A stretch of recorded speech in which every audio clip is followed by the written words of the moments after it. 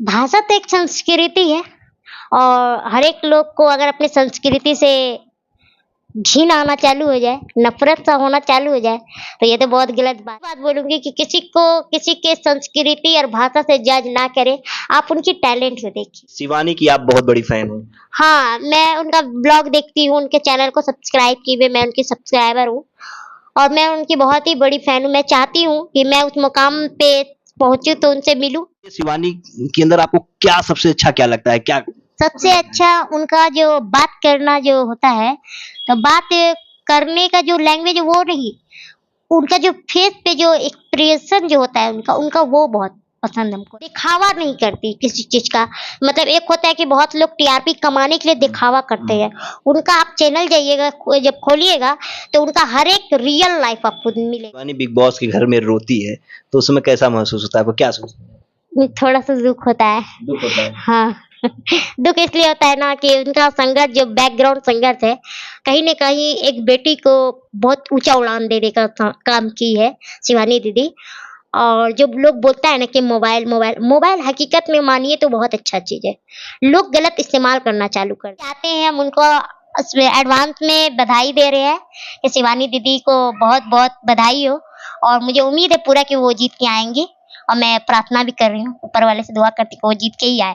नमस्कार, मैं हूं जर्नलिस्ट राजन और आप देख रहे हैं कि जिस तरह से लगातार बिग बॉस के घर में यूपी की बेटी शिवानी के पहुंचने के बाद जो है एक अलग सा माहौल बना हुआ है और बाहर भी शिवानी को लेकर के एक अलग सी धूम है। यूपी और बिहार में आप देख रहे हैं कि लोग खूब जो है शिवानी पे प्यार लुटा रहे हैं और हम बात करने के लिए इस समय सबल परवीन जी के पास हैं। सबल परवीन और नौशाद जी हैं, जिनकी अनोखी प्रेम कहानी के बारे में आप लोग देख ही चुके होंगे और तमाम चैनलों पे इनकी कहानी चली है। सबल जी की हाइट जो है वो 2 फीट के करीब है और नौशाद जी 5 फीट के हैं। सबल जी, आप सिविल सर्विसेज की तैयारी कर रही हैं ना? जी। आप बिग बॉस देखती हैं? जी, देखते हैं, जब से शिवानी दीदी आई है तब से देखते हैं। इसके पहले आपने बिग बॉस देखा था? नहीं।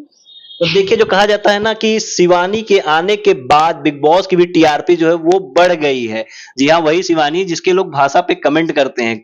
लोग जो है शिवानी के आने के बाद कई लोग जो है बिग बॉस को देखना शुरू कर दिए हैं। तो आप देखती हैं कि किस तरह से शिवानी की भाषा को लेकर के उसको टारगेट किया जाता है, लोग उस पे तंज कसते हैं। क्या कहेंगी आप? भाषा तो एक संस्कृति है और हर एक लोग को अगर अपनी संस्कृति से घिन आना चालू हो जाए, नफ़रत सा होना चालू हो जाए, तो ये तो बहुत गलत बात है। क्योंकि आप जिस देश में रहते हैं और जिस गाँव में रहते हैं, अगर अपनी संस्कृति को ही भूल जाए, तो ये बिल्कुल गलत बात है। हम तो यही बोलेंगे, चाहे वो कोई भी देश हो, कोई भी गाँव हो या छेछा बोला जाओ, चाहे छूछा बोला जाओ, चाहे जैसे भी बोला जाए, मैं यही बात बोलूँगी कि किसी को किसी के संस्कृति और भाषा से जज ना करें, आप उनकी टैलेंट को देखिए। अभी कुछ दिन पहले आपने देखा होगा तो अपने गोरखपुर के सांसद फिल्म स्टार रवि किशन भी गए हुए थे और उन्होंने कहा कि शिवानी तुम भाषा की आड़ में सारी मर्यादाएं लांघ जा रही हो। जबकि उसी रवि किशन की अगर कई फिल्में देखे जाएं, उनके गानों को देखा जाए, तो जिस तरह से उनका एक गाना है लहंगा उठा दे रिमोट से, तो क्या भाषा की आड़ में शिवानी सारी जो है मर्यादाएं पार कर जा रही हैं? तो क्या भोजपुरी फिल्में जो समाज का आईना कही जाती है, क्या उनको ये छूट है कि आप अपने गानों के माध्यम से अश्लीलता परोसिए या गानों के माध्यम से सारी सीमाएं लांघ जाइए? क्या कहेंगे आप? देखिए, जहाँ तक भोजपुरी सॉन्ग मुझे पसंद नहीं है, सही बात बता देते हैं। बहुत ऐसी भोजपुरी सॉन्ग है जो कि अच्छी भी है, ऐसा नहीं मैं बोलूँगी। कुछ ऐसा है जो कि जैसे कि मोटिवेट सॉन्ग पे भी है भोजपुरी। जैसे कि एक गौ समाज के जैसे लड़की कुछ बनी है या फिर उस पे आधारित हो गाना। अगर आप वैसे चीज़ को दिखाते हैं तो बहुत अच्छी बात है। अगर आप बेहयात, बेगंदा, बेगैरत लैंग्वेज को यूज़ करके आप गाना बनाते हैं, तो उस आप ये सोचिए कि आप किसी अदरवाइज़ लड़की तो आपके घर में भी है, बीवी आपके घर में भी है, माँ आपके घर में भी है, ठीक है? तो जो शरीर की बनावट आपकी घर की बेटी का है, वही शरीर की बनावट हर एक बेटी का होगा, ठीक है? अगर आप सोचते हैं तो आप अपने घर को भी झाँकिए और दूसरे के भी घर को देखिए। ये जानना चाहते हैं, क्या इस तरह से कमेंट करना रवि किशन जी का सही था? क्योंकि वो कहते हैं कि भोजपुरी फिल्म इंडस्ट्री हमने खड़ी की और वाकई में भोजपुरी फिल्म इंडस्ट्री रवि किशन जी ने खड़ी की। तो आखिर वो जब भोजपुरी फिल्म इंडस्ट्री खड़े करने वाले हैं, तो जो उनके जूनियर कलाकार हैं, उनको वो ये क्यों नहीं सिखा रहे हैं कि समाज में आप जो है एक अच्छी फिल्में लेके आइए, साफ सुथरी फिल्में लेके आइए? उनको नहीं सिखा रहे हैं और शिवानी को भाषा का पाठ पढ़ा रहे हैं। ताकि फिल्म ऐसी बनाइए जो कि परिवार के साथ देख सके, ठीक है, फिल्म ऐसी बनाई जाए जिससे कि हमें सीख मिल सके। जो कि एक होता है ना, कभी-कभी ऐसा होता है कि लोग अपने मतलब अपना जो इंसान का स्टोरी होता है उस पे कम ध्यान दे करके लोग दूसरे की स्टोरी को देख के अपने ऊपर कवर करना चालू कर देते हैं, ठीक है? बहुत ऐसी चीज़ होती है। बहुत ऐसी चीज़ हम देखे हैं, स्टेटस देखते, कोई भी स्टेटस देखेगा तो वो अपने लिए लगाता है, सोच रहा है कि ये बात मैं बोल रहा हूँ, ठीक है? तो उसी तरीके से अगर आप वैसी पिक्चर बनाते तो हर एक लोग अपने ऊपर मोटिवेट करने की कोशिश करेंगे और कुछ अच्छा करने का सोचेंगे कि जैसे वो किया, वो हीरो किया, ये वाला स्टेप मैं भी करूँगा, ऐसा स्टेप। तो उसी तरीके से जैसे कृष्ण जैसे आए थे, तो जैसे-जैसे उनका मूवी बढ़ता गया तो बच्चे का फैन भी उसी तरीके से करना चालू कर दिया। तो एक माहौल क्रिएट हो जाता देखने के बाद इंसान का।